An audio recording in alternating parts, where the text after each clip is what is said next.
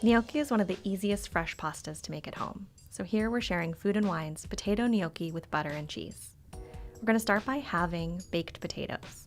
We'll cut them lengthwise, which makes it really easy to scoop out the fluffy baked potato. We're scooping them right into a ricer, which is going to process the potatoes, leaving them fluffy and airy, never gummy, perfect as the base of our pasta dough. Now we're adding 2 egg yolks. We're not adding the whites here because they'll make the dough a little too watery. Yolks are going to add fat and just enough protein, and salt for flavor, of course. We're adding flavor before we even add the sauce. We're going to sprinkle the flour in and fully incorporate it, but not overmix here. Overmixing will lead to tough, chewy dough, and we really want tender, fluffy gnocchi. We're going to flour our board so the dough doesn't stick, and just bring it together, gently kneading until we have a smooth ball of dough.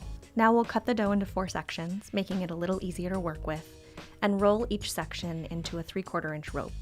This is the easiest way to shape gnocchi. All we're doing is rolling by hand into ropes and then cutting with a knife.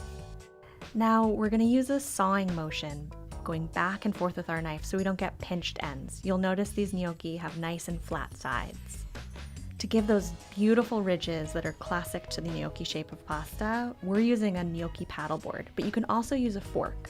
What those ridges do is help each piece of pasta cling to the sauce, giving tons of flavor to each bite. Simply add them to a salted boiling water to cook. They just take a few minutes. And kind of like filled pasta, like ravioli or tortellini, a good cue for when they're almost done cooking is when they rise to the surface.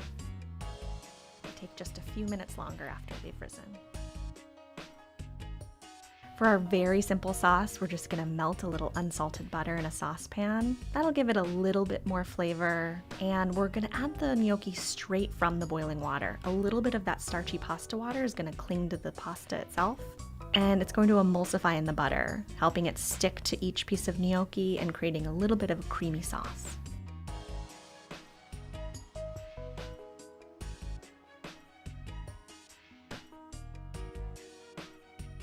Adding a little salt and pepper for flavor, just heating the gnocchi through in the butter. We're grating plenty of Parmigiano-Reggiano cheese on this because it's going to add so much savory dimension to such a simple sauce. All we have here is butter, pasta water, salt and pepper, and lots of grated cheese.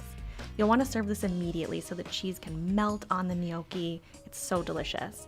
If you'd like to make this dough and use it later, simply freeze it on a sheet tray covered in parchment in a single layer. And once the gnocchi are frozen, you can toss them in a bag and boil them anytime. This is a great, easy homemade dinner, and you've made fresh pasta.